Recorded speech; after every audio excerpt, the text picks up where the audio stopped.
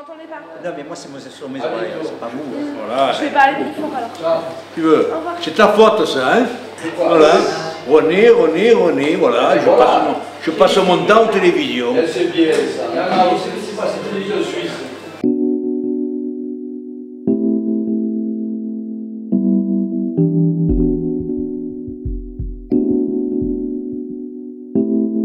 J'ai passé toute mon enfance là, hein, dans les rigoles, là, hein. Il y avait l'eau, avec le cerceau, hein, avec billes, s'amusait aux billes, on a s'amusé, de cerises.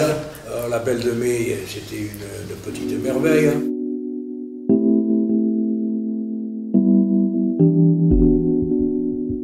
La rue Belle de Mai, c'était... Là, tout a disparu depuis qu'ils ont fait les supermarchés. Alors, les commerces, comme je vous ai dit, c'était quelque chose... Il y avait de tout, hein, en qualité. Hein, alors, on avait des volailles vivantes, on avait tout ce qui est interdit maintenant. On avait des fêtes, hein, où tout le monde s'amusait. On n'avait pas de sous, rien, mais on s'amusait. Pourquoi? Il y avait de la musique, il y avait des forains. Hein, on faisait, autour de la place, on faisait des jeux. Imaginez que les manèges qui venaient, comme vous les voyez en ville avec les enfants, hein, eh bien, il n'y avait pas de moteur. C'est nous. Le type, il nous donnait quelques trucs pour donner à la petite fiancée. Hein, il nous donnait des tickets gratuits. Et on poussait pendant des heures. On poussait.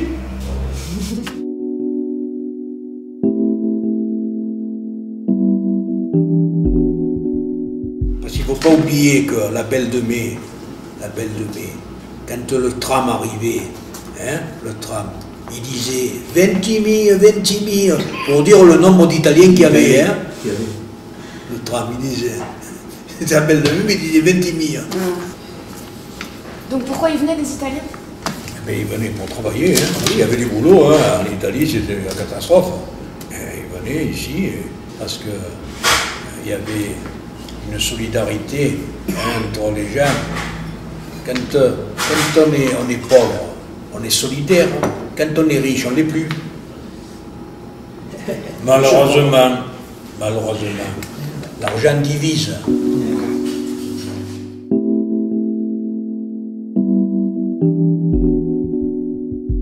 Pendant la guerre, les enfants des villes, on les envoyait à la campagne. Parce qu'ici, on était exposés. D'ailleurs, la Belle de Mai, elle en supporte les cicatrices toujours. Hein. Vous aussi, vous êtes parti de Marseille pendant la guerre? Mais oui, c'est-à-dire que papa, ils étaient italiens, quoi. Alors pendant la guerre, il a voulu voir sa maman. Donc on est parti en Italie. Et donc pendant la guerre, on est resté bloqué 4 ans en Italie, à Naples. Et après on est revenu, bien sûr que l'école, quand on est arrivé, qu'est-ce qu'on a fait? Moi j'ai fait 2 ans d'école, c'est tout. Et après on a fallu aller travailler pour vivre, hein, puisqu'on n'avait rien à la maison. J'ai commencé à 13 ans et demi à travailler. Vous voyez, je dis toujours, on est les enfants de la guerre.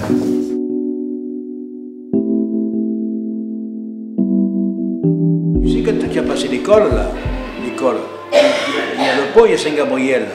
Juste, tu montes là, c'est là les dates, l'usine. D'ailleurs, j'y ai travaillé, moi. Les dates arrivaient par bateau, hein, ils arrivaient à Marseille, bon, d'Afrique du Nord. Et nous, ici, ils les menaient. Et tu avais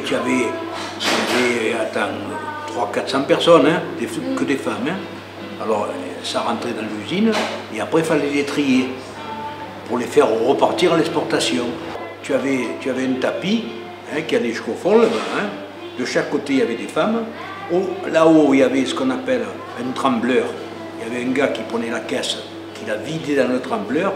Ça descendait le long du tapis. Et quand ça arrivait ici, il y avait un autre gars, des fois, moi je l'ai fait ça. Il y avait les rigoles, où les dates avaient été triées sur le tapis. Et en bas, c'était les qualités. Voilà. Hein, et ça, c'était... Il y avait tant de caisses à faire par jour.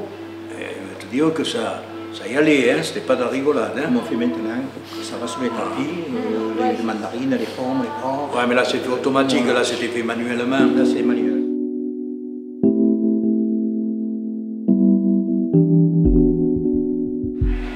Tu connais le picon? Le picon? Oui. Tu connais picon? Pourquoi picon? Parce que c'est bon, d'accord? Mais tu sais qu'est-ce qui faisait le picon? Eh ben, tu avais à la place Bernard Cadenin, quand tu montes, il y a la caisse d'épargne. Hein? Et bien à l'endroit de la caisse d'épargne, hein, il y avait un entrepôt, que des femmes, ils prenaient les oranges et les épluchaient. Les épluchaient. Hein? Et ça partait la peau à l'usine de Picon qui faisait l'apéritif, le picon. Et l'orange qui restait, c'était les picons, on les vendait moins cher, puisqu'on avait levé la peau. Voilà, il n'y a rien qui se perdait. Hein? Et tu penses que quand on passait à côté, là, l'odeur que ça dégageait, hein, c'était formidable. Hein? Maintenant on sent le diesel, mais là on sentait le picon. Ça sentait bon la belle de moi. Voilà.